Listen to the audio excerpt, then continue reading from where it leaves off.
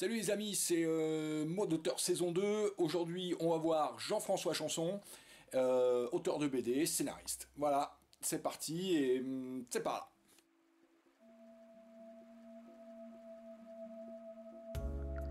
Alors, je commencerai par le premier mot, et donc c'est un Mouride, Abdelaziz Mouride, qui est un auteur marocain.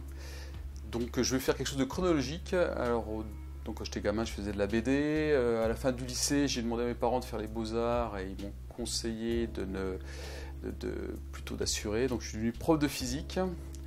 Et j'ai pu toucher un crayon à partir de ce moment-là. J'ai fait ma carrière essentiellement à l'étranger, donc Niger, Portugal, Maroc. Puis en 2007, quand j'étais à Rabat, j'ai rencontré Abdelaziz Mouride, qui est le père de la BD marocaine, qui était un opposant à Hassan II, qui a fait beaucoup de prison comme prisonnier politique.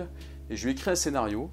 Alors ce scénario, il ne le dessinera pas finalement, puisqu'il préfère se consacrer à l'adaptation d'un classique qui s'appelle Le Pain Nu. Et donc je vais dessiner moi, mon scénario, et ce sera le premier livre, et il y a 15 autres livres qui suivront. Alors, Mouride, lui, va mourir en 2013. Il aura le temps de finir le dessin du Pain Nu, mais il ne finira pas totalement la couleur de toutes les planches. Le problème, c'est qu'il n'a rien signé avec l'auteur du Pain Nu, Mohamed Choukri. Il a juste obtenu une autorisation orale. Et Choukri mort en 2003, les ayants droit de Choukri en gros refusent que le livre soit adapté en BD.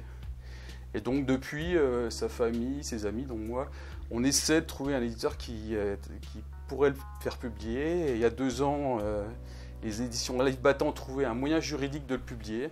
Et le bouquin est sorti il y a 1 mois. J'en suis très heureux, j'étais très ému. Et j'ai écrit une postface pour le livre. Donc c'est lui qui m'a un peu lancé dans la bande dessinée. Alors le deuxième mot, ça serait donc Maroc. Donc c'est un pays que j'aime beaucoup. J'ai vécu 14 ans, mes 3 enfants y sont nés. J'ai beaucoup publié dans différentes maisons d'édition. J'ai même créé une structure d'édition qui s'appelle Alberti, avec Saïd Boufftas. J'y retourne souvent et c'est là-bas. J'ai commencé comme dessinateur, maintenant je suis plutôt scénariste. Mon troisième mot, ça serait retour, puisqu'en 2014, j'ai décidé de partir du Maroc et de revenir en France, alors pour être plus proche de mes parents qui commençaient à être vieux. Et puis je me suis installé à Angoulême pour essayer de devenir un scénariste professionnel. Alors j'ai 46 ans, je viens de l'étranger, étant autodidacte, j'ai pas de réseau.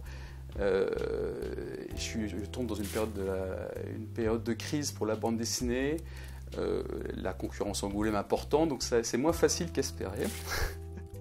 Mon quatrième mot, ça sera suite.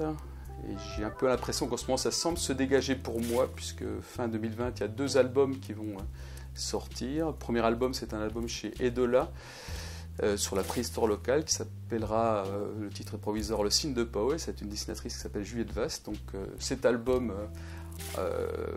justifie un peu mon retour. Et puis il y aura un autre album fin 2020, toujours chez l'Harmattan. J'ai beaucoup dessiné à l'Harmattan BD, une BD sur le Libéria avec un auteur togolais qui s'appelle Adrien Folsi Nostron. Et j'ai d'autres projets dans la SF par exemple, beaucoup dans la science, puisqu'en tant que prof de physique, je pense avoir des bases solides, mais qui n'ont toujours pas trouvé preneur. Je finirai par un 5e mot qui est Afrique.